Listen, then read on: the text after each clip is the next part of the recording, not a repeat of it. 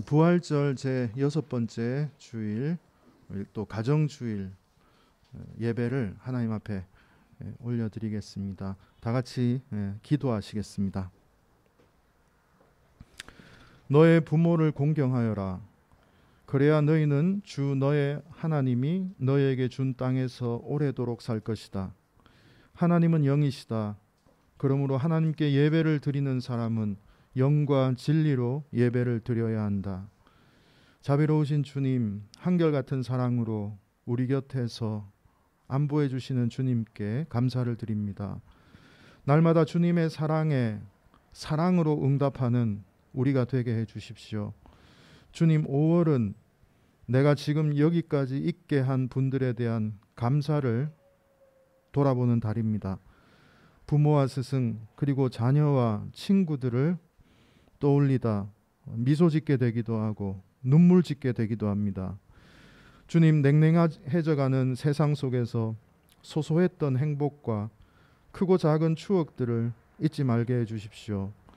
주님, 주님의 생명을 전해받은 자답게 참 자유와 책임 있는 삶을 살게 해주십시오.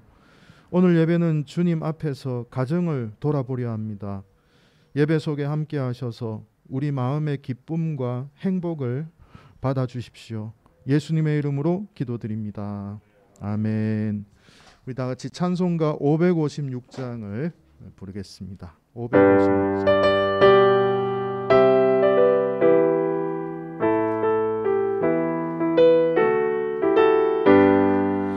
날마다 주님을 의지하는 우리 집 온 가족 복되어라.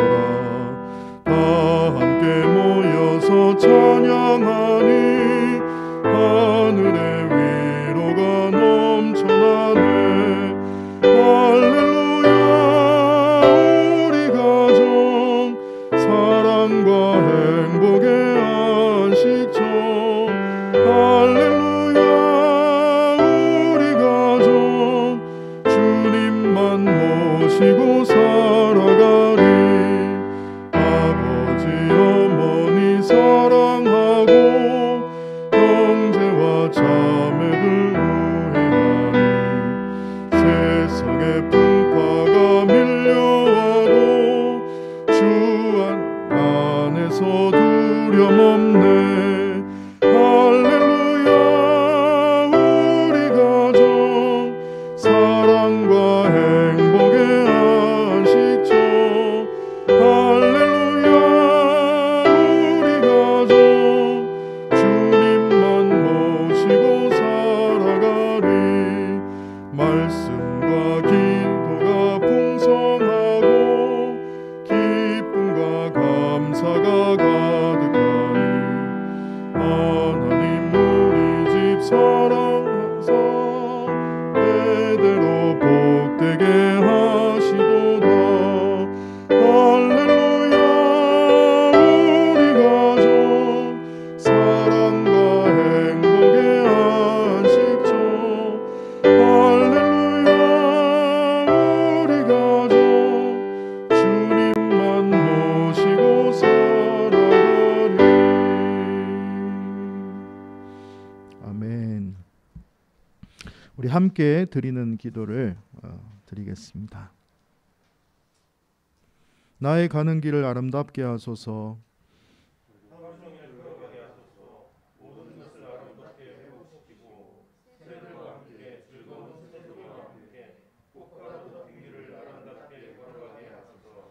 발치에 뛰노는 메뚜기와 함께 발목을 적시는 이슬을 밟으며 아름답게 걸어가게 하소서. 내 앞에 아름다움, 내 뒤에 아름다움, 내 위에 아름다움, 내 밑에 아름다움, 아름다움에 둘러싸여 걸어가게 하소서. 늙음하게도 그 아름다운 길을 힘차게 걸어가게 하소서.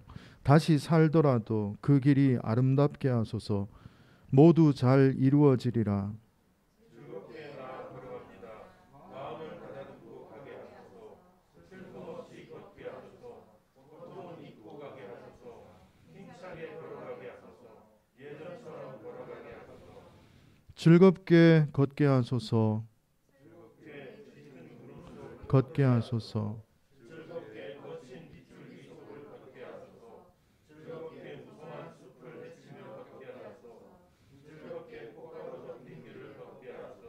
즐겁게 걷게 하소서. 예전처럼 걷게 하소서. 내 앞에 즐거움이. 네. 우리나라 시가 아니라서 조금 어색하지만 전체적인 뜻을 우리가 느낄 수 있는 것 같습니다. 우리 잠시 침묵으로 기도하겠습니다.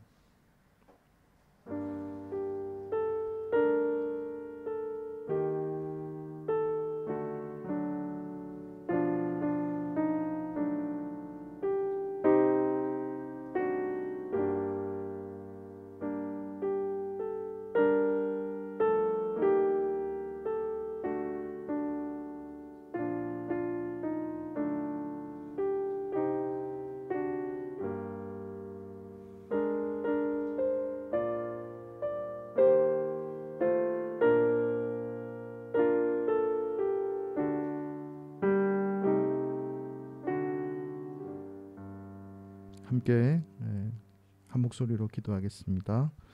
창조주 예수 그리스도 위로자를 기억하며 평화가 여러분 안에 그리고 여러분과 언제나 함께 하시길 기도합니다. 아멘. 이 예배를 위해서 우리 강우진 교우님 기도 인도해 주시겠습니다.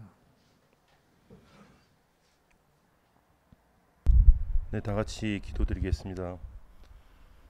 사랑과 은혜가 충만하신 하나님, 지난주도 혼택한 세상 속에서 저희 커다란 숲 교회 교우들 잘 보호하여 주셨다가 주일을 맞아 주님의 처소에 예배와 찬송을 위하여 불러 모아 주심을 깊이 감사드립니다. 아멘. 지난 한 주간도 저희들 알면서 또한 알지 못하면서 많은 죄를 지었음을 고백합니다. 주여. 주님의 보혈로 깨끗게 해 주시옵소서. 아멘. 막힌 담을 허무시는 평화의 주님, 나그네 같은 인생길을 살면서 저희들이 쌓아올린 혐오와 차별의 벽을 주님의 사랑을 통해서 허물 수 있도록 저희들 인도하여 주시기 바랍니다. 아멘. 그리하여 이 세상이 환대와 평화의 공동체로 좀 더 나아갈 수 있도록 주님께서 인도하여 주십시오. 아멘. 진리이고 생명이신 하나님, 저희는 사람이 온 세상을 얻고 자기 영혼을 잃으면 어떤 유익이 있습니까? 또는 사람이 자신의 영혼을 대신하여 무엇을 줄 것인가라고 배우고 외우면서도 세상 속에서 말씀대로 살지 못하고 고백합니다. 주여. 헛되고 헛된 세상의 순간적인 만족과 쾌락을 위해서 서로 갈등하고 경쟁하고 상처를 주는 일을 반복하고 있습니다. 저희들이 세상과 동행하는 삶이 아니라 하나님과 동행하는 삶을 살 수 있도록 용기와 지혜를 주시기 바랍니다. 아멘. 하나님께서 커다란 숲교회를 세우시고 지난 1년 동안 잘 이끌어 주심을 감사드립니다. 비록 저희들 지금 작은 수가 모이고 있습니다.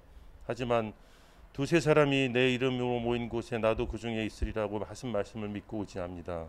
아멘. 커다란 숲교회의 작은 출발이 이 척박한 땅에 세상에서 실족한 수고하고 짐진 자들을 품을 수 있는 환대의 숲이 될 수 있도록 주님께서 은혜와 자비를 베풀어 주시옵소서. 아멘. 이 모든 말씀 우리를 위해서 낮은 자로 오신 예수 그리스도의 이름으로 감사드리며 기도했습니다. 아멘. 네, 우리 이 시간 특송 시간입니다. 5월을 맞이해서 우리 가정별로 같이 특송하기로 했는데 오늘은 우리 샬롬, 아리, 허정, 황성숙, 윤슬 교우님 나오셔서 함께 특송해 주시겠습니다. 오늘 윤슬 교우님이 가정사가 있어서 못 나오신다고 네 분만 하도록 하겠습니다. 이쪽이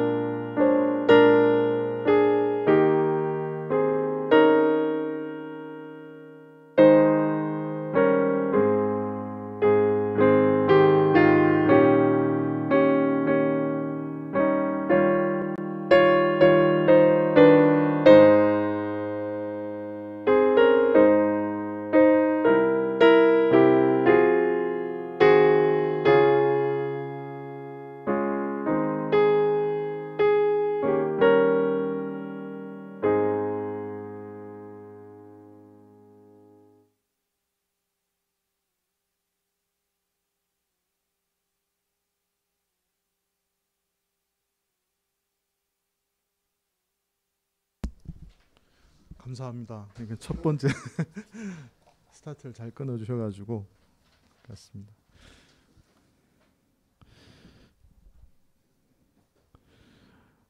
하나님 말씀 보겠습니다. 요한복음 15장 9절에서 17절 말씀입니다. 제가 13절까지 읽고 교우님들은 14절부터 마지막까지 읽으시면 되겠습니다. 하나님께서 나를 사랑하신 것 같이 나도 너희를 사랑하였으니 나의 사랑 안에 거하라. 내가 아버지의 계명을 지켜 그의 사랑 안에 거하는 것 같이 너희도 내 계명을 지키면 내 사랑 안에 거하리라. 내가 이것을 너희에게 이름은 내 기쁨이 너희 안에 있어 너희 기쁨을 충만하게 하려 함이라. 내 계명은 곧 내가 너희를 사랑한 것 같이 너희도 서로 사랑하라 하는 이것이니라. 사람이 친구를 위하여 자기 목숨을 버리면 이보다 더 큰 사랑이 없나니. 너희는 내가 명하는 대로 행하면 곧 나의 친구라. 이제부터 너희를 종이라 하지 아니하리니 종은 주인이 하는 것을 알지 못함이라. 너희를 친구라 하였노니 내가 내 아버지께 들은 것을 다 너희에게 알게 하였습니다. 너희가 나를 택한 것이 아니오 내가 너희를 택하여 세웠나니 이는 너희로 가서 열매를 맺게 하고 또 너희 열매가 항상 있게 하여 내 이름으로 아버지께 무엇이든 구하든 다 받게 하려 함이라. 내가 이것을 너희에게 명함은 너희로 서로 사랑하게 하려 함이라. 아멘. 네. 너희는 서로 사랑하여라 라는 제목으로 하나님 말씀 짧게 오늘은 전하도록 하겠습니다. 그 전에 제가 주중에 숙제를 내가지고 다들 굉장히 부담스러우셨을 텐데 저는 교회 다 안 오실 줄 알았는데 와주셔서 진짜 대단하시고 아마 숙제하신 분들이 오셨지 않았을까 하는 생각이 들고 네. 또 좀 부담이 되셨는데 또 주중에 이렇게 카톡 이렇게 하면서 또 감당해 주셔서 또 감사합니다. 오늘 못 오신 분들은 집안에 또 이렇게 어버이 날이라서 또 그렇게 또 모임이 있어서 못 오시는 분들이고요. 책임을 다 해주셔서 감사합니다. 너희는 서로 사랑하여라. 아마 20년 이상 됐을 것 같아요. 넘었을 것 같습니다. 잊혀진 사람들의 마을이라는 그 책이 그리스도인들 가운데 이렇게 조용히 퍼져갔던 아주 유명한 그 책이었는데 그 당시에 많이 읽히면서 조용히 소문이 났던 책이 있습니다. 잊혀진 사람들의 마을. 그 책에 등장하는 분은 독일에서 박사 학위를 받으신 신학자이자 훌륭한 목사님이신데 김요석 목사님이라는 분이십니다. 티빙겐 대학에서 이제 신학 공부를 할 때 이제 처음 이제 입학을 해서 공부를 하는데 신학을 가르치는 교수님이 묻더랍니다. 그 학생들한테 여러분들 중에 하나님이 살아계신다고 믿는 사람이 있습니까? 이렇게 물었습니다. 아무도 대답을 안 했어요. 하나님이 살아계시다고 믿는 학생들이 있느냐? 김요석 목사님이 이제 한국에서 처음 가서 첫 학기니까 손을 번쩍 들고 전 믿습니다. 그렇게 이야기했어요. 유일하게. 그랬더니 이제 교수님이 그래요. 어디서 왔습니까? 한국에서 왔습니다. 그래. 당신은 학생은 하나님을 믿는다는데 하나님을 만나봤습니까? 만났다면 하나님하고 악수해보셨어요? 하나님 손이 따뜻합니까? 차갑습니까? 막 그냥 다그치듯이 연속적으로 물어보니까 말을 한마디도 못하고 아주 궁지에 몰려서 애를 먹었다 경험이 있었습니다. 그렇게 이제 시작을 했던 신학 공부를 15년간 신학 공부를 하고 신학 박사 학위를 받아서 귀국을 했습니다. 그래서 이제 귀국하고 하루는 이제 한국의 목사님들 모아놓고 이제 세미나를 했습니다. 강의를 이제 거의 마칠 쯤에 나이 지긋한 목사님이 손을 드시고 말을 하더랍니다. 내가 그 교수님 그 강의를 내가 한번 들어보니까 목사님은 살아계신 하나님 만난 분이 아니에요. 그렇게 이야기하더랍니다. 기가 막힐 노릇이죠. 독일에 가서는 하나님 살아 계시면 믿는다고 했다가 쪼크 먹고, 또 한국에 와서는 또 강의를 했더니 목사님들이 당신 하나님 만나는 경험이 없는 것 같다고 하니까 또 이제 충격을 받았습니다. 그 말 듣고 이제 그 목사님한테 물었어요. 교수님이 제가 어떻게 하면 하나님 만날 수 있을까요? 그 나이 지으신 목사님이 당신 같은 교수님은 그 목회를 해봐야 된다고 그렇게 이제 이야기를 하더랍니다. 그래서 이제 그분이 소개시켜준 교회가 저기 전라도에 한센병 환자들이 집성을 이루어 있는 그 영호 교회라는 교회에 이제 부임을 하게 됐어요. 목회자로. 아마 그 중간에 많은 일이 있었는데 다 띄어먹고 이제 하여튼 그 교수님도 마음속에 뭔가 드라이함이 있었는 것 같아요. 그래서 이제 순종하고 거길 가게 됩니다.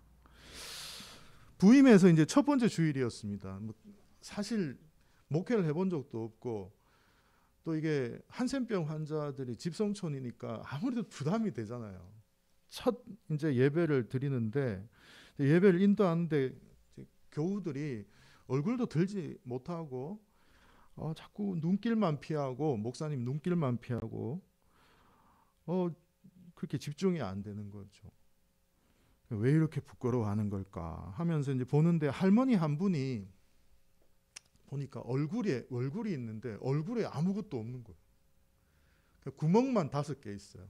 눈 2개, 콧구멍 2개, 입만 이렇게 있고 다른 건 다 문드러져서 자기를 보고 있는 그 할머니를 보았습니다. 그 할머니 얼굴 보면서 야 이거 보통 일이 아니구나. 어떻게 하면 내가 이곳을 떠날 수 있을까? 갑자기 그 생각을 하면서 말씀을 이제 전했다는 거죠. 목사님도 사람이니까 그런 생각을 할 수 있죠. 예배가 이제 끝났습니다. 빨리 교인들이 좀 가기를 바라면서 천천히 그 원고를 정리를 했어요. 다 갈 때까지 원고를 천천히 정리하고 강대상에서 내려왔는데 문을 나서는데 아까 그 예배 시간에 봤던 그 구멍만 5개 나 있는 얼굴에 아무것도 없는 그 할머니가 손을 이렇게 내밀면서 목사님 오늘 설교 말씀 잘 들었습니다 하면서 손을 이렇게 내밀더라는 거예요. 손도 없고 진물이 나는 그 손을 이렇게 내미는데 거절을 할 수가 없어서 그냥 그 손 위에 잡을 수 없으니까 이 목사님이 손 위에다 이렇게 손을 얹으면서 이렇게 잡아 주셨다는 겁니다. 그랬더니 갑자기 그 할머니가 울어요. 우시기 시작합니다. 할머니 왜 우세요? 목사님 저는 18살 때부터 지금까지 단 한 번도 건강한 손을 잡아본 적이 없습니다. 오늘 목사님이 제 손을 그날 이후로 처음 제 손을 잡아주셔서 너무 기뻐서 웁니다. 그렇게 울먹이는 할머니 말을 들으면서 목사님 너무 이제 부끄러웠다고 합니다. 그때 갑자기 깨달음이 와요. 독일에서 들었던 그 교수님의 질문이 갑자기 생각이 나요. 당신 하나님 만났습니까? 하나님의 손을 잡아봤습니까? 그 손이 따뜻합니까? 차갑습니까? 그 순간에 내가 지금 방금 잡은 이 손이 주님의 손이었구나 라고 하는 것을 이제 깨닫게 되는 거죠. 이건 지성적인 부분이 아니었어요. 그 한센병 환우의 내민 손이 주님의 손이라는 것을 깨달으면서 전율을 이제 느끼게 됩니다. 잊혀진 사람들의 마을이라는 그 책은 촉망받는 젊은 신학자요 목회자였던 김요성 목사님이 한센병 환우들을 만나면서 그 동고동락하면서 지성을 넘어서 참 사랑의 실천자로 또 참 목회자로 바뀌어가는 과정을 그린 책이 바로 이 책입니다. 처음부터 그렇게 완전한 분이 아니었어요. 좌충우돌하면서 목회를 합니다. 잊혀진 사람들의 마을, 오래전에 절판된 책인데 참 감명을 주었던 책입니다. 김여성 목사님이 한센병 환우들을 사랑하는 방법은 그냥 한센병 환우들과 똑같이 생활해야만 된다는 것을 깨닫게 되었어요. 그렇지 않으면 그들의 마음 문이 안 열리는 거예요. 250명이 이 집성을 이루어서 살아가는 그 한 분 한 분들을 찾아다니면서 그분들의 눈높이에서 또 그분들과 함께 생활하면서 느끼는 그런 일들, 또 그 사이에 있어라는 기적 같은 이야기들, 이런 것들이 그 속에 이야기들이 막 펼쳐집니다. 그분들의 마음의 문이 열리죠. 그렇게 그곳에서 한 10년 정도 목회를 합니다.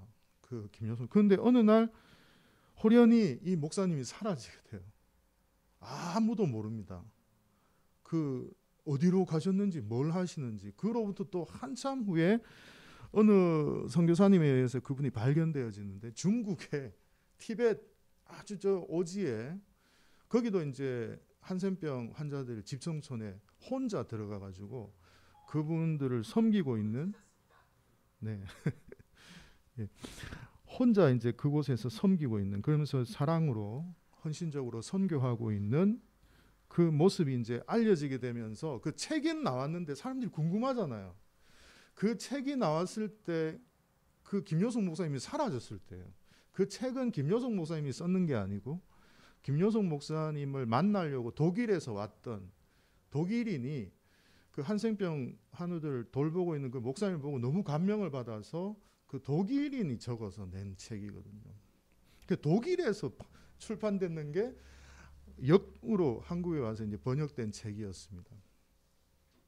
하여튼 그 책을 읽고 모두가 궁금해했는데 그로부터 아주 오랜 시간이 지나서 이제 발견이 됐는데 거기에서 중국의 오지에서 그분들과 함께 그분들의 고름을 입으로 직접 빨아주면서 그렇게 이제 선교 사역하고 있는 모습을 이제 보고 더 이제 감동을 준 그런 분이 김요석 목사님 있습니다.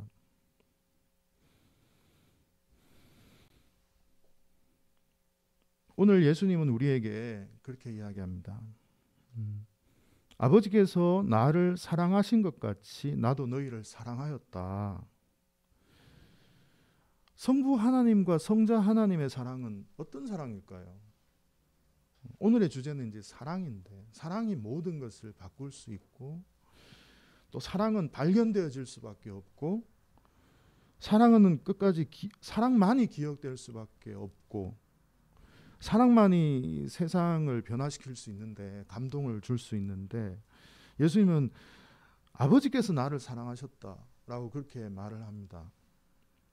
아마 예수님은 그 아버지로부터 어떤 큰 사랑을 받으신 것 같아요. 뭔지는 모르겠지만 그 성부 하나님으로부터 큰 사랑을 받으신 분 같아요. 신학적으로 말하면 이걸 페리코레시스라고 말합니다. 고대 신학자들이 발견한 그 삼위일체 이론 중에 하나인데 저는 이 말을 참 좋아합니다. 페리코레시스, 상호 침투, 상호 내재 이런 뜻인데 서로 다르면서 하나인 거예요. 온전히 100% 하나인 거예요. 그걸 설명하려고 하다 보니까 상호 내재 뭐 이런 말이 이제 페리코레시스라고 하는 말이 이제 나왔는데 서로 다르다는 것은 하나가 될 수 없지 않습니까? 그런데 같아요. 그렇게 같아지기 위해서는 어떻게 해야 될까요? 자기를 죽이면 되는 거예요. 자기를 죽이고 들어가면 되는 것이죠. 그러면 하나가 될 수 있습니다. 서로 상호 내재한다는 거, 자기 희생 없이는 불가능한 것이죠. 성부와 성자가 다른 분이심에도 하나로 존재한다는 것은 자기를 희생함으로 하나가 서로 되는 것이죠. 그런 교통 속에서 존재하시는 분이 우리가 믿는 하나님이시다. 성자, 성부 하나님이시다라고 하는 것을 이해할 수 있습니다. 그러니까 아버지께서 나를 사랑하듯이 내가 아버지를 사랑하듯이 나도 너희를 사랑하였다라고 하는 것은 자기 희생적 사랑, 페리코레시스적인 자기 희생적인 사랑을 말씀하시는 것입니다. 바로 그런 예수의 사랑 안에 머물러 있어라, 거하라고 그렇게 우리에게 권면을 하고 있습니다. 제자들에게. 그런데 그 사랑 안에 머물기 위해서 조건이 있어요. 제가 지난주에도 말씀드렸습니다. 그 사랑 안에, 예수님의 그 위대한 사랑 안에 머물 수 있는 방법이 있는데 그 방법은 너희도 사랑해야 된다. 예. 사랑은 결코 일방적인 것이 될 수 없다는 것이죠. 내가 너희들에게 사랑을 주고 내 사랑 안에 너희들이 머물게 할 수 있는데, 그러나 그 머물 수 있는 조건이 있는데 그것은 너희도 사랑을 해야만 한다. 그 말을 하고 계신 것이죠. 그런데 그 사랑은 뭔가? 친구가 친구를 위해 죽는 것과 같다. 제가 아까도 말씀드린 페리코레시스적인 자기 내재적인 사랑은 희생적 사랑일 수밖에 없거든요. 이것은 의무도 아니고 누가 시켜서 하는 것도 아니에요. 자기 희생적 사랑만이 진정한 사랑일 수 있다라는 것을 예수님이 말씀하시는 것이죠. 예수님이 너희들이 사랑하라 라고 말할 때 거기에 본질은 자기 희생적 사랑이에요. 자기 희생적 사랑. 친구를 위해서 자기 목숨을 내어놓는 것보다 더 큰 사랑은 없다라고 예수님이 설명을 하십니다. 그러면서 나는 너희들을 종이라고 하지 않고 친구라고 하지 않느냐. 종이라고 하지 않고 친구라고 한다. 더 이상 너희들은 종이 아니다. 여러분, 친구는 어떻습니까? 예수님이 말합니다. 모든 것을 말할 수 있다. 친구에게는. 아버지에게도 말 못하는 거, 형제에게도 말 못하는 거 친구에게 할 수 있다. 비밀 없이 모든 것을 말해줄 수 있다. 지금 이건 또 뭡니까? 나는 너희를 친구라고 하겠다라고 하는 것은 너희들이 만약에 나의 사랑 안에 거하고 또 그 사랑에 거하기 위해서 너희들이 서로 사랑한다면 내가 친구에게 알려두듯이 그 사랑 속에서 모든 것을 깨닫게 하겠다라고 하는 그런 뜻이죠. 그 사랑 속에서 너희들은 다 알게 된다. 그 말을 예수님은 그 제자들에게 지금 하고 있는 것입니다. 그러면서 너희들은 사랑의 열매를 맺어라. 너희들이 만약에 그런 것들을 위해서 기도한다면 들어주겠다. 이렇게 예수님이 말씀합니다. 무엇이든지 구해라. 네가 그런 사랑과 자기 희생적 사랑을 위해서, 그런 사랑을 맺기 위해서 네가 눈물을 흘리고 네가 나에게 정말 또 그것을 위해서 간구한다면 그런 기도는 반드시 다 얻게 하겠다라고 예수님이 지금 말씀하고 계신 것입니다. 여러분, 사랑이라는 것이 어떤 실체가 있어서 그것을 소유하면, 사랑이라는 것이 뭐 어느 날 갑자기 나에게 사랑이라는 에너지가, 어떤 실체가 나에게 탁 들어옴으로 사랑을 실천하는 존재가 되는 것이 아니라, 예수님이 지금 말하는 것은 너희들이 소소한 것이라도 그것을 실천할 때 사랑은 생성되고 사랑의 에너지는 확장된다라는 것을 말씀하고 있는 것입니다. 네가 나를 믿는다고 어느 날 갑자기 사랑의 사람이 되는 것이 아니다라는 겁니다. 나의 사랑 안에 머물면서 그 사랑 속에서 교류하면서 너도 사랑을 해야 돼. 그래야 그 사랑이 만들어지고 새로운 사랑들이 창조되어지고 그 사랑이 확장되어져 가는 거야. 이 예수님이 지금 말씀하고 있는 가장 핵심적인 부분입니다. 작은 사랑이 좀 더 큰 사랑을 또한 만들어낼 수 있는 것이죠. 작아도 만들어야 하는 것입니다. 사랑은.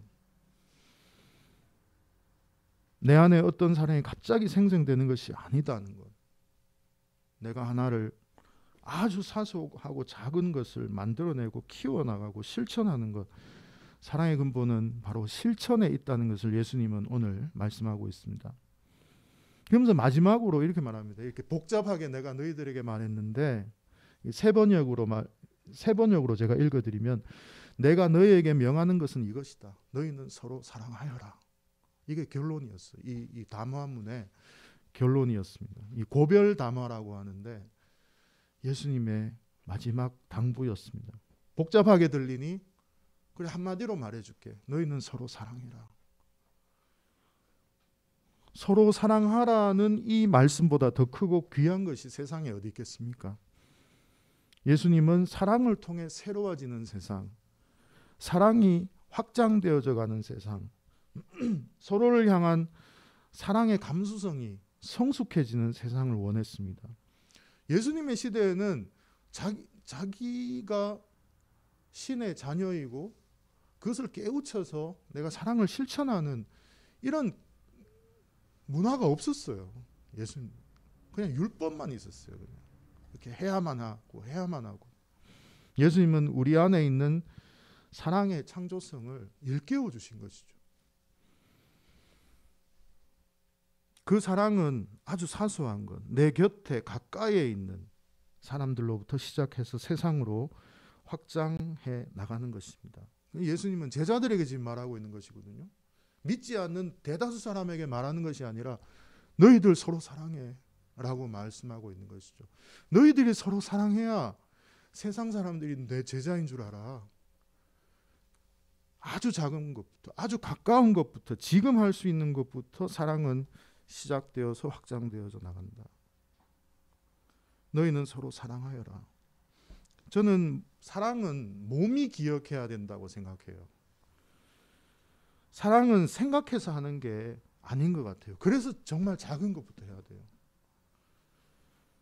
작은 것부터 하나하나 해야 내 몸이 기억을 하게 되는 것입니다. 그리스도인은 서로 사랑하는 것이 그냥 몸에 익혀져야 합니다. 저는 그것을 몸의 영성이라고 부릅니다. 몸에 배어있는 영성이죠. 생각하면서 살아가는 게 아닙니다. 그리스도인은, 참된 그리스도인은 그냥 몸에 배어서 나와야 되는 것. 그것이 진정성 있는 사랑인 것이죠. 그 사람이 진짜 깊은 영성의 사람입니다. 그리스도 안에서 자유롭지만 사랑으로 종된 사람, 자유인이자 종된 사람, 그 사람이 그리스도인이지 않습니까? 바울은 바로 그런 사람, 참 자유인이면서 사랑으로 종된 사람, 바로 그 사람이 진짜 그리스도인이라고 말을 하고 있습니다. 오늘 여기 나온 우리 모든 교우님들은 참 자유인이요, 참된 종으로서 사랑하는 그리스도인들이 다 되시길 바랍니다. 기도하겠습니다. 하나님 감사합니다. 오늘 서로 사랑하여라는 말씀을 주심을 감사합니다. 사랑은 우리 안에 있고 또 우리에게 심어졌습니다. 사랑의 창조성이 우리 안에 있습니다. 작은 것부터 시작하게 해주십시오. 가장 가까이에 있는 사람, 내 친구, 내 가족, 내가 눈물 흘리게 했던 내 가장 가까이 있는 사람들부터 먼저 돌아보고 그분들을 품어주고 작은 것부터 실천할 수 있도록 주님 도와주시옵소서. 예수님의 이름으로 기도드립니다. 아멘. 네, 드디어 시간이 왔습니다. 예. 오늘 가정주의를 맞이해서 또 때로는 시로 작은 고백으로 또 편지로 이렇게 함께하는 시간을 가지려고 합니다. 반갑습니다. 저는 편지를 안 쓰고 저희 가정은 좀 스토리가 있는 가정입니다. 좀 특별한 가정이라서 제 부모님이 어떤 분인지를 잠시 말씀을 드리겠습니다. 저는 우리 민족의 비극인 유교 때문에 이 땅에 태어난 사람입니다. 유교가 없었다면 우리 비극이지만 저에게는 기쁨의 날입니다. 굉장히 양면적인 날인데 무슨 말이냐면은 제 부모님은, 아버님은 황해도 출신입니다. 그리고 우리 어머님은 평안도 출신입니다. 그래서 1.4후 때 대구로 따로따로 피난 와서 만난 곳이 칠성동에 가면은 옥산 초등학교, 옛날에 거의 가까이에 있는 동광교회, 거기에서 두 분이 만났습니다. 그 피난민으로서 두 분이 거기서 만나서 서로 연애하면서 특히 그 어머님은 가족이 다 같이 내려오셨는데 아버님은 그 독자였어요. 그 고모들이 있는 가정인데 아버님은 그 친구분하고 두 분이 그 아버님 나이가 그 당시에 17세 때 친구분하고 두 분이 단신으로 월남하셔서 대구에 머물면서 그 동강교회 주변에 사시면서 어머님을 만나서 그 어머님을 그 결혼하게 된 동기는 어머님이 어머님 가정이 다 내려왔지만 어머니 혼자 그 예수를 믿었어요. 교회를 다녔어요. 그리고 전의 몸으로 그 날마다 그 새벽종을 쳤대요. 우리 어머님이 날마다 새벽종을 쳤대요. 근데 그 모습이 너무 아름다워서 그 두 분이 결혼하게 되고 그래서 우리 사남매를 낳게 되었습니다. 그래서 두 분이 그 월남맺기에 그 피부치가 하나도 없고 가족들이 없기 때문에 오직 그 하나님을 의지할 수밖에 없는 그런 상황에서 그 제가 맞은데 저를 낳았으니까 얼마나 기뻤겠습니까? 그래서 저를 하나님께 드리겠다고 그 어머님이 그렇게 서원을 하셨어요. 근데 제가 학교 다니면서 그 말이 저에게는 가시였습니다. 왜냐면은 어려서부터 교회 생활하면서 특히 우리 교회 담임 목사님 보니까 절대로 목사는 해서는 안 될 직업이더라고요.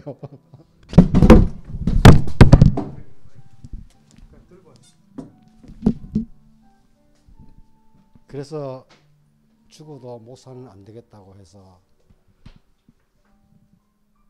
빙빙빙 돌아서 50이 넘어서 목사가 되었습니다. 그래서 목사가 되고 또 목회 보니까 이것도 교회 같지 않더라고요. 그래서 교회를 뛰쳐나와서 노동자 생활하면서 지금까지 즐겁게 생활하고 있습니다. 그래서 저는 노동의 현장이 거기가 교회고 거기서 만나는 그 힘들게 살아가는 그분들 삶 속에서 날마다 하나님을 만나고 있습니다. 고맙습니다.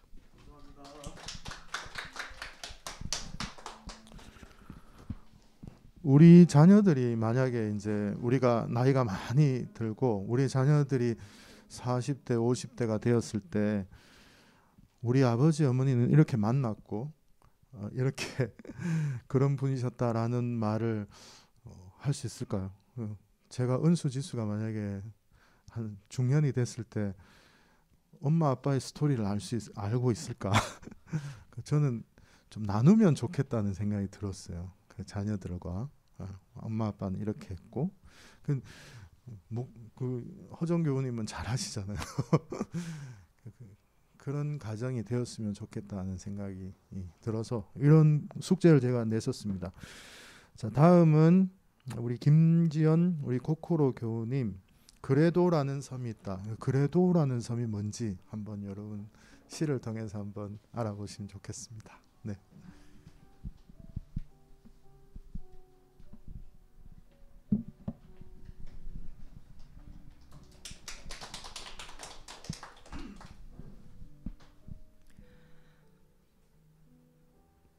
그래도라는 섬이 있다. 김승희. 가장 낮은 곳에 젖은 낙엽보다 더 낮은 곳에 그래도라는 섬이 있다. 그래도 살아가는 사람들, 그래도 사랑의 불을 꺼뜨리지 않는 사람들. 세상에서 가장 아름다운 섬, 그래도 어떤 일이 있더라도 목숨을 끊지 말고 살아야 한다고 천사 같은 김종삼, 박재삼 그런 착한 마음을 버려선 못 쓴다고.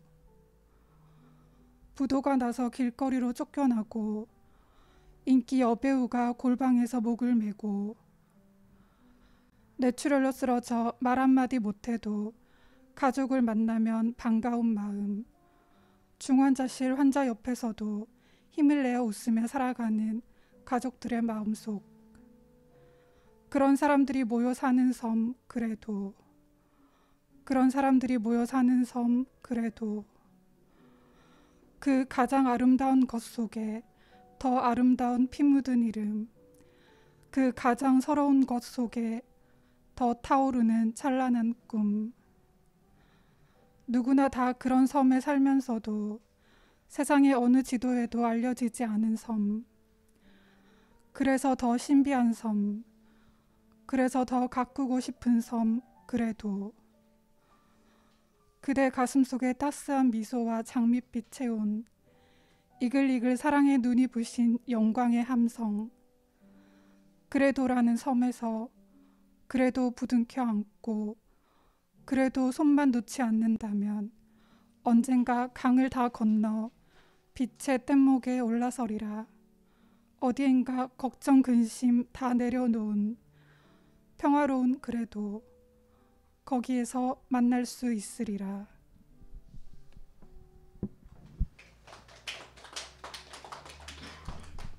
네, 너무 좋은 아름다운 시였습니다. 우리 그래도에서 다 만나셨으면 좋겠습니다.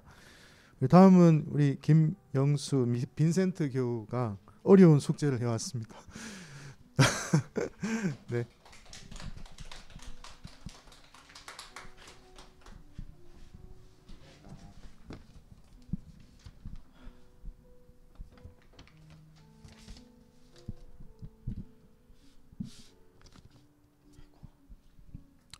어머니께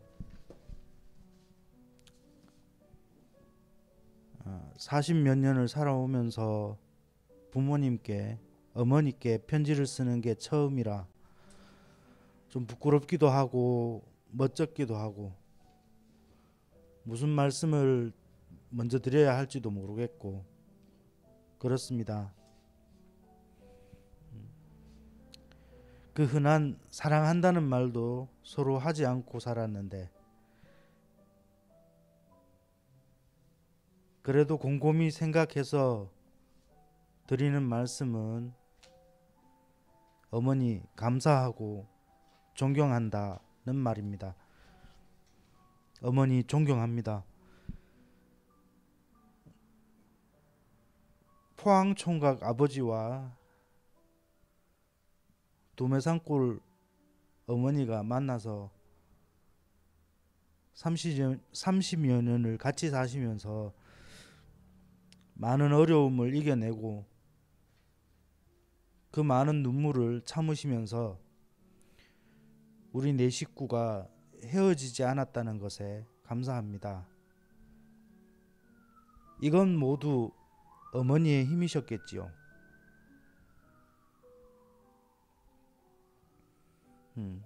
괴팍한 시어머니, 꼭 닮은 남편, 둘의 틈에서 아들 둘 돌보시며 사셨으니까요.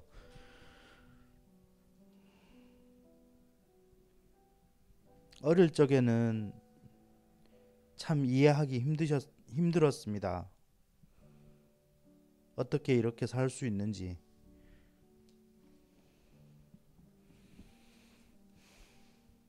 지금 돌이켜보면 이제서야 아버지와 할머니를 조금 이해할 수 있게 되었지만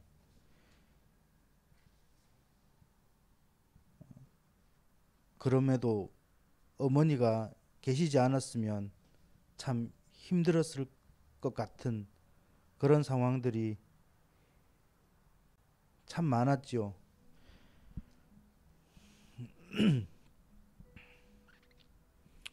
서로를 보듬기보다는 상처 내는 게 일상이셨던 아버지와 할머니, 그 두 분이서 우리 가족에게 새기는 상처들을 모두 어머니가 감당하셨기에 지금의 저와 형이 있을 겁니다.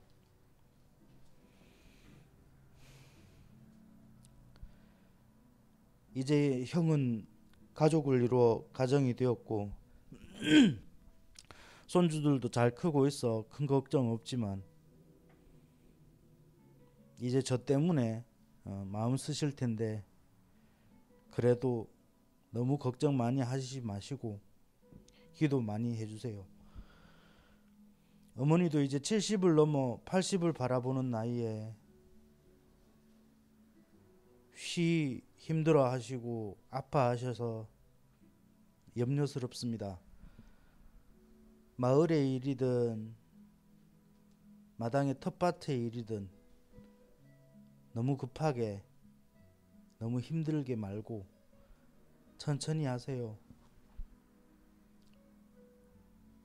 쉬엄쉬엄 산책이나 다니시고요.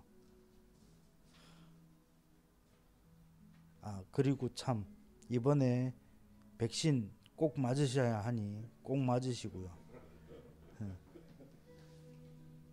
그럼 저는 좀 이따 예배 마치고 갈게요. 엄마 이따 봐요.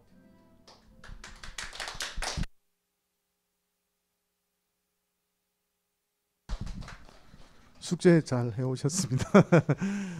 그 편지 꼭 드리시길 바랍니다.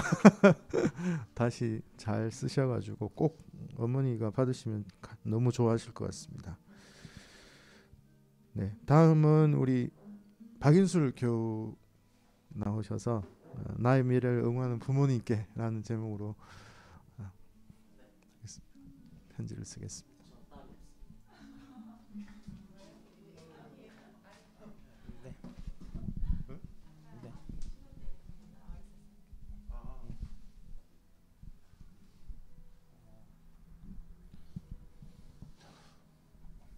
먼저 부모님의 큰 사랑에 감사드립니다.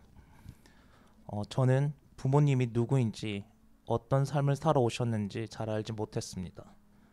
관심도 두지 않았습니다. 전 부모님을 나무와 같은 존재로 생각했나 봅니다. 부모님은 항상 같은 곳에서 저를 기다려 주셨고 언제나 항상 그 자리에 계실 것처럼 생각해왔기 때문입니다.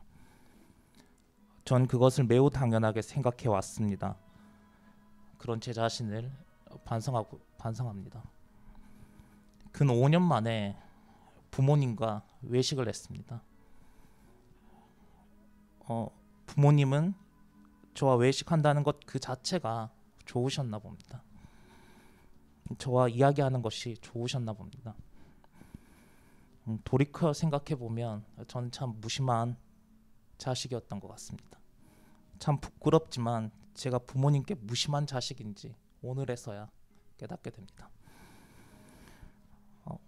제게 용기와 지혜를 주신 교수님과 교회 여러분들께 감사드립니다. 마지막으로 제가 이제 스스로 제 삶을 책임질 수 있도록 최선을 다하겠습니다. 감사합니다.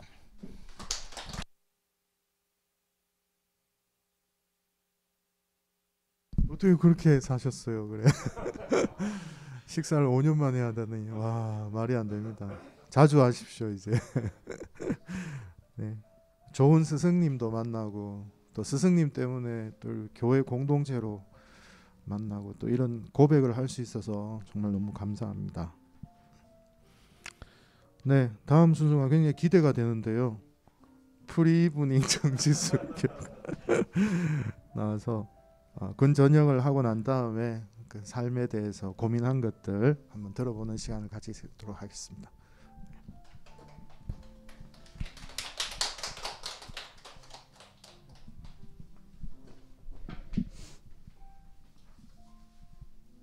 네, 해보겠습니다. 네, 저는 고백하자면 즉흥성이 강한 사람입니다.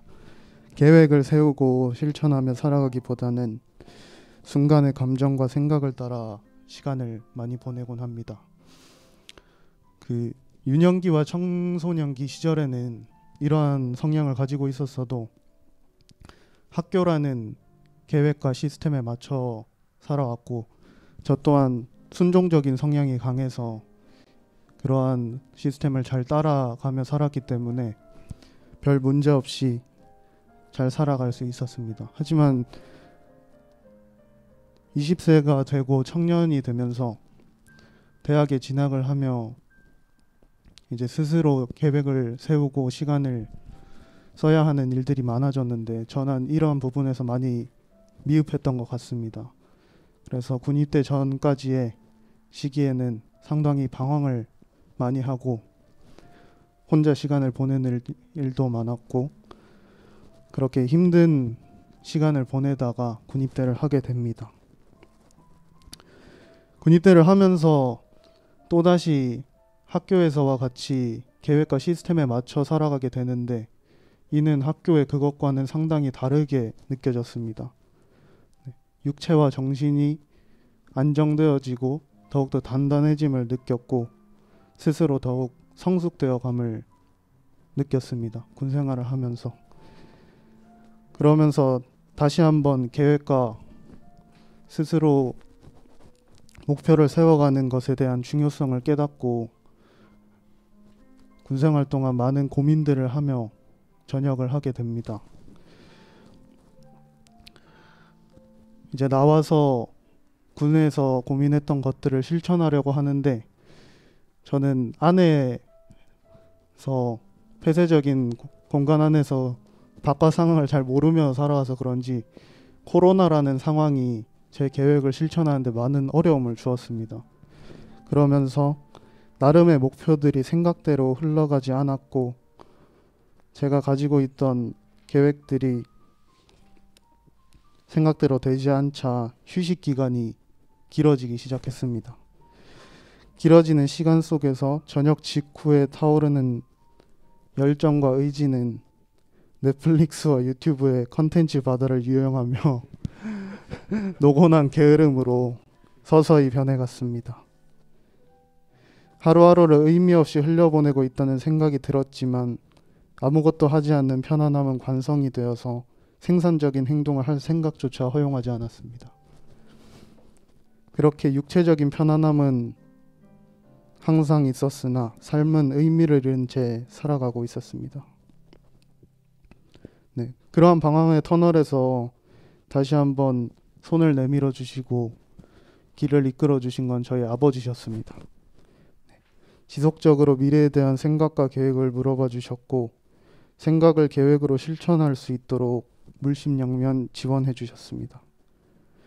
게으름의 관성을 지워가는 것은 쉽지 않았지만 서서히 걷어가고 스스로의 계획을 바탕으로 지금은 삶을 살아가고 있습니다. 막연하고 흐릿한 삶의 의미를 선명하게 해주신 것은 부모님의 관심과 사랑 덕분입니다. 부끄럽게도 24세가 된 지금도 누군가의 손에 이끌려져서 다시 방황을 마치고 나왔지만 남은 몫은 저 스스로의 몫이라고 생각하고 있습니다. 이젠 누군가에 의한 수동적인 삶이 아니라 스스로 삶을 일구어 나가고자 합니다. 여전히 내일은 불안하고 예상할 수 없는 순간들로 가득하지만 막연한 미래를 걷어내고 나름의 길을 닦아나고자 합니다. 삶이 무거운 짐이 아니라 찬란한 선물이 될 수 있도록 힘차게 나아가겠습니다. 감사합니다. 네, 결심한 대로 그렇게 사시길 바랍니다. 네, 다음은 우리 강우진 교우님. 네, 사랑하는 아들에게 또 바로 중간에 안 오셨습니다.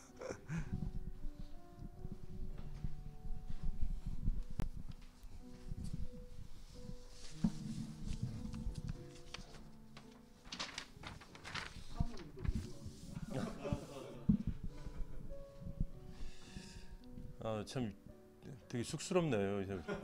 다른 우리 인생의 선배님도 계시 이런 말씀드리 죄송하긴 한데 제가 또 이렇게 이런 가족 얘기를 해본 적이 없어가지고 그리고 또 이거 목사님이 갑자기 연락이 오셔가지고 이거 준비 또는 생각 좀 해봤는데 그냥 목사님하고 개인적으로 커뮤니케이션 한 게 아닌데 어쩜 이렇게 제 마음을 딱 담은 제목을 다루셨는지 그런 생각이 듭니다. 제가 진짜 아빠가 처음이라서 그런지 미리 연습할 수도 없는 일이고 그래서 참 하고 싶은 얘기가 많았는데 그 마음대로 잘 안 된다 부분이 있던 것 같아요. 그리고 이제 개인적 스토리인데 제 애가 지금 이제 9학년 미국으로 15살, 16살인데 이제 코리안으로 살다 보니까 정체성 문제 이제 고민하기는 시점이 있죠. 근데 영어 이제 수업에서 정체성 프로젝트를 하는데 거기에 이제 자기 아이덴티티 관련돼서 한 20페이지 정도 썼대요, 본인이. 근데 이제 또 티네이저 그러니까 그런 걸 되게 많이 본인이 공유하고 싶으면 공개하지 다 보여줄 수는 않습니다. 근데 그 애 엄마가 그 우연찮게 앞에 쓴 걸 좀 봤는데 공항에서 그 아버지랑 헤어졌던 그런 기억들에 대한 얘기를 이렇게 좀 길게 썼다 그러더라고요. 그 얘기를 듣고 그 애 엄마도 뭐 잠을 못 잤다 그러던데 저도 이제 마침 또 그게 참 이게 어떤 뜻인지 모르겠지만 이걸 준비하는 과정에서 그 얘기를 좀 들어서 참 이런저런 많은 생각이 좀 들었습니다. 간단하게 제가 그냥 가져온 얘기 좀 읽도록 하겠습니다. 사랑하는 아들에게, 아들아, 아빠가 여러 번 이야기한 것처럼 우리 아들이 태어난 것이 아빠 인생에서 가장 큰 하나님의 선물이다. 내가 주께 감사함은 나를 지으신 심히 기묘하심이라 주께서 하시는 일이 기이함을 내 영혼이 잘 아니라 라고 한 거죠. 죄송합니다. 갑자기 이상하네.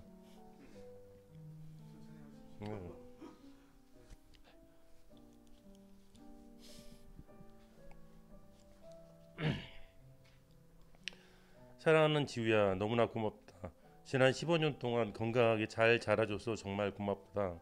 그리고 지우야, 너는 알다시피 유아 세라를 받았지 않니? 그동안 쉽지 않은 일인데도 불구하고 항상 하나님의 말씀 속에서 살려고 노력해 준 것, 아빠가 정말 고맙다. 또한 항상 내가 주어진 일을 최선을 다해서 열심히 해줘서 정말 고맙다. 그동안 아빠, 엄마 그리고 우리 가족 전체에게 소중한 아들 그리고 정말 소중한 손자가 되어준 것 정말 고맙다. 사랑하는 아들아, 그리고 정말 미안하다.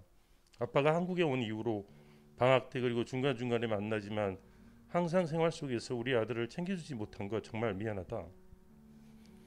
그동안의 상황에 대해서는 나중에 지우가 좀 더 크면 많은 이야기를 해줄 수 있겠지.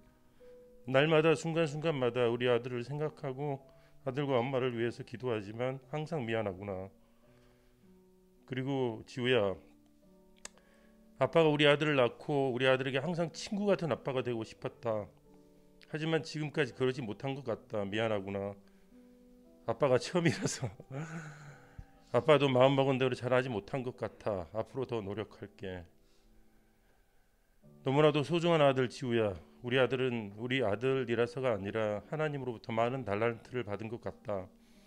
하나님께도 받은 많은 달란트를 세상에서 하나님의 사랑을 증거하는 데 잘 사용하길 바란다. 그리고 그러기 위해서 지금 내가 고민하는 진로도 잘 만들어 갈 거라고 믿는다. 지우야, 세상을 살면서 적지 않은 어려움을 겪을 수 있다. 하지만 우리의 산성과 피난처 되시는 분은 하나님이시지 않니? 아무것도 염려하지 말고 다만 모든 일에 기도와 간구로 너희 구할 것을 감사함으로 하나님께 아뢰라고 한 것처럼 하나님을 의지하면 그리고 최선을 다하면 결국은 잘 극복하리라고 믿는다. 하나님께서 말씀하시기를 내가 내게 명령한 것이 아니냐. 강하고 담대하라. 두려워하지 말고 놀라지 마라. 내가 어디로 가든지 내 하나님 여호와가 너와 함께 하시느라 하신 것처럼 하나님의 섭리는 우리가 때로는 다 이해할 수 없다. 때론 우리가 간구하는 방식과 시기가 아니라 하나님의 방식과 때의 일을 이루신다. 때론 오래 참고 버텨내는 일이 필요하구나. 인생은 경주가 아니니 오랜 경주를 잘 마무리하기 위해서 삶 속에서 느끼는 작은 행복도 잘 만들어 가기를 바란다. 사랑하는 아들아, 여름에 다시 만날 때까지 건강히 잘 있기를 기원한다. 아빠가 첫 번째라서 항상 서투른 아빠가. 감사합니다.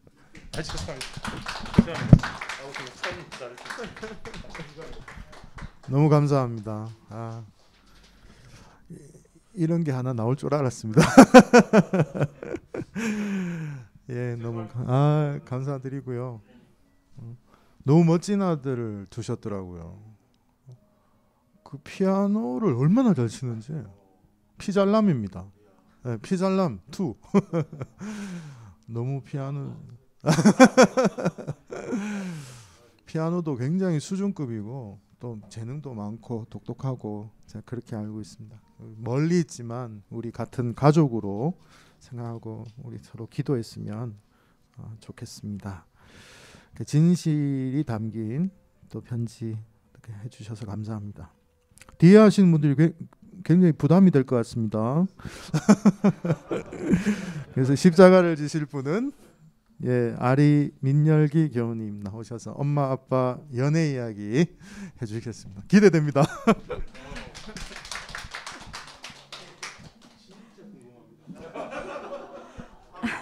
아니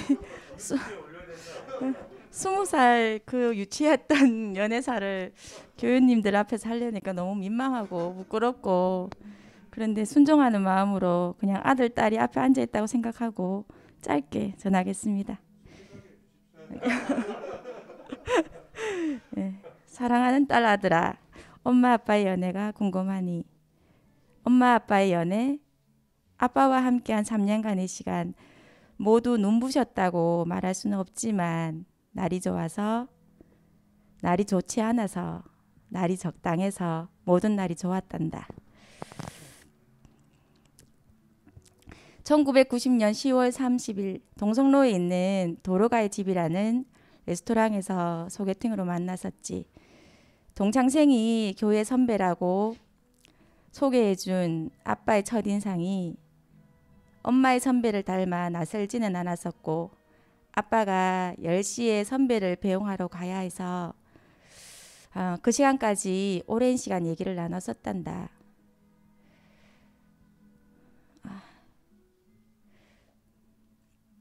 무슨 얘기를 나눴는지 기억에 남아있는 건 없지만, 그 당시 유치원의 행복이라는 시가 유행했던 때라 사랑에 대해 물었었고, 아빠는 사랑은 나누는 것이다라는 말을 했었는데, 그 말이 엄마의 마음을 움직이기 시작했던 것 같아.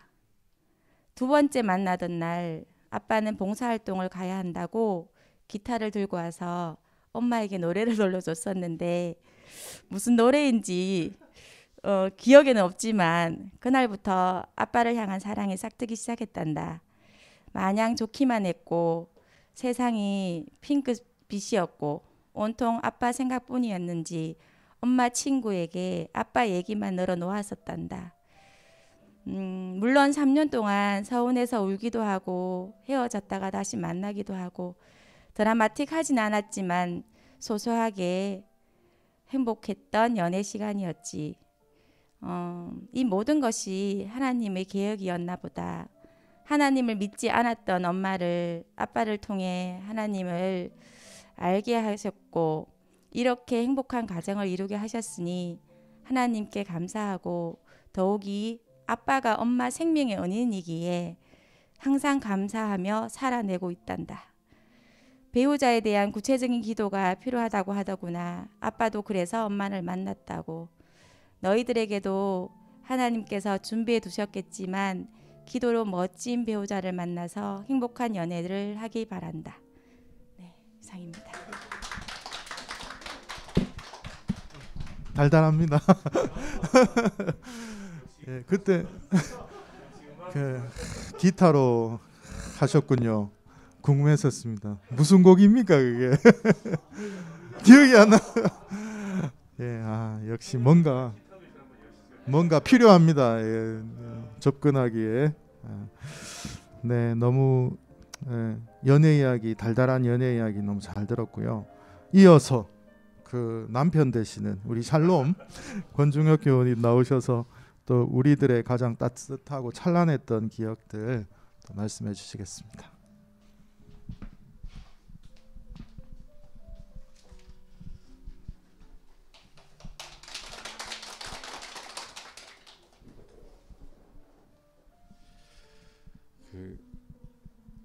간밤에 이거 글을 써보니까요, 글 잘 쓰시는 분들을 존경할 수밖에 없더라고요. 참 대단하고 존경스럽습니다. 좀 부끄럽지만 짧은 글 읽어드리겠습니다. 우리들의 가장 찬란하고 따스했던 내 기억을 알고 싶니? 결코 잊을 수 없는 찬란히 빛나던 날들, 어느 화창했던 가을의 기억을 어찌 잊을 수 있겠니? 90년 10월 30일, 30여 년 전 가을의 한가운데서 우리의 찬란했던 그림은 그려지기 시작했었지. 하늘은 맑고 대지는 오색 창연하게 물들어갔을 테지만 내 기억 속엔 오직 한 사람만의 기억만 남아있구나. 그리고 3년의 시간이 지난 93년 11월 6일 엄마 아빠의 결혼. 95년 7월 18일 뜨거웠던 여름. 생명의 신비를 깨닫게 해준 내 딸 소연이의 탄생. 99년 4월 7일 아름다운 봄날, 선물처럼 우리 곁에 다가온 아들 명원이. 엄마 아빠가 겨울에 태어났으니 그러고 보니 우리 가족에겐 봄, 여름, 가을, 겨울 4계절의 찬란함이 함께하고 있구나. 어릴 적 너희들의 모습 속에서 하나님의 사랑을 느꼈고, 천국은 이런 어린아이와 같은 마음이 아니면 안 된다는 진리의 의미를 깨닫기도 했었지. 하루하루 성장의 감에 따라 너희들은 엄마 아빠의 가슴 속에 삶의 희망과 빛을 안겨주었단다. 원치 않던 고통의 순간들 속에서도 너희들은 인지하지 못했겠지만 너희들의 존재가 삶을 견디게 한 힘의 원동력이 되었지. 우린 그렇게 각자 한 사람 한 사람이 소중한 존재이며 누군가에게 힘이 되어주는 존재인 걸 너희들을 통해 깨닫기도 했었어. 지금 이 순간 너희들을 보면 마음이 따스해지고 살아있음에 감사를 느낀단다. 해서 삶의 가장 따스하고 찬란한 날은 오늘 바로 이 순간임을, 또한 앞으로 우리에게 다가올 하루하루가 그러하리라 생각하며 우리 생의 가장 찬란하고 따스한 날들을 맞이하며 살아가고 있단다. 엄마 아빠에게 소중한 선물로 다가와준 너희들이 자랑스럽고 고맙기만 해. 우리 더욱더 하나님 안에서 서로를 신뢰하고 사랑하며 살아가자꾸나. 사랑한다. 내게 가장 찬란히 빛나고 소중한 너희들을.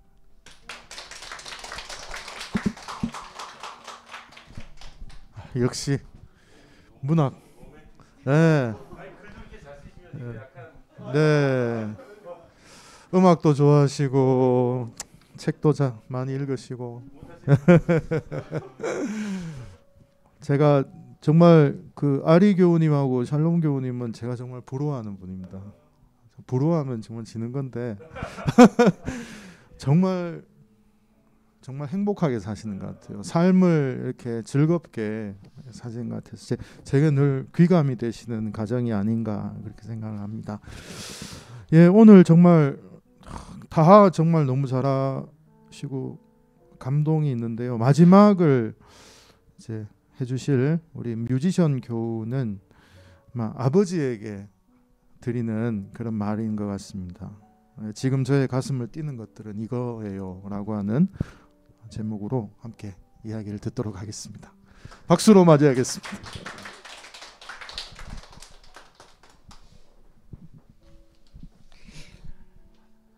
이제 처음에 이제 목사님한테 이 주제를 받고 이게 좀 되게 공감이 되는 주제이기도 하면서 조금 이제 애매모호하다는 생각도 들었었어요.